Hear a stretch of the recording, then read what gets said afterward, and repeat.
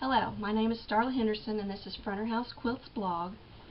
Today I'm going to show you a little bit different technique, and it's how I made the door to my outhouse, how I put the boards together for the door, and that's what we're going to do today. The first thing you're going to do is you're going to take your outhouse fabric and you're going to take your background fabric and you're going to measure and see what the longest board that you need, and you're going to cut 1.5 inch strips just like we did before, but you're going to cut all of them to the length of your longest board that's on your door. Once you've done that, you're going to need 4 or 5, just depending on how you do this. You're going to take them and you're going to need an iron and a spray bottle of water. The way we're going to do this, because I wanted my boards to look like they'd been there a long time. Boards shrink, they weather, they get crooked. An old outhouse, you might even be able to see through the cracks because those boards have shrunk. So I wanted to kind of give that illusion of them being not perfect. So my outhouse door does not match the lines that I actually drew. They're there just so you know that there's supposed to be boards there. What I did was I leave the first board is going to be 1.5 inches raw. There's not going to be any turned edges. Then what I do is I will take the next strip and I will spritz it with water, turn it over, spritz it with water, you want it damp, and you're just going to turn a raw edge. It doesn't have to be perfect. It can even be bigger than that 1/4 inch. Turn it. It's damp, so it'll even stay there, and just press it.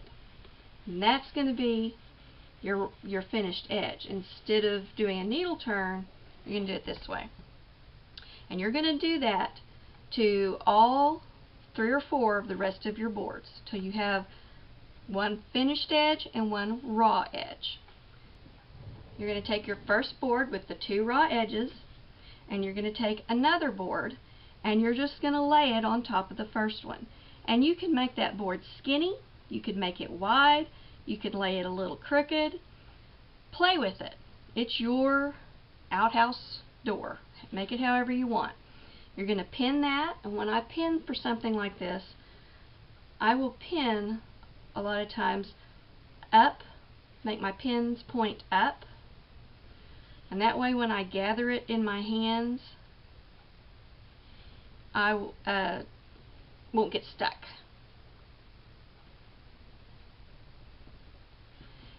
Just like that. And you're going to take then your applique needle and your thread, and just like we did before, it's the same applique stitch, except you're not having to turn anything. It's already turned. You're going to applique this down to this first board.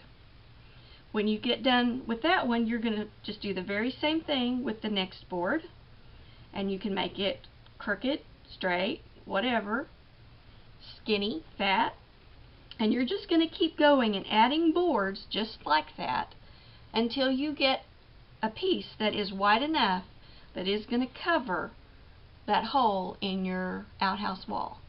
You want a raw edge all the way around, so with enough, just like before, when you can measure it on there just like you did before by marking your pins, pinning onto the line, and lay it down, and you want a 1/4 inch all the way around. This, the bottom, you want it to go down far enough that your pumpkins and your hay can lap over it. And that's how I put together my outhouse door. I will show you later how to take that door, baste it in place, and go all the way around it and applique it down to your outhouse. This is Starla Henderson. This is Fronterhouse Quilts blog. Thank you for joining me.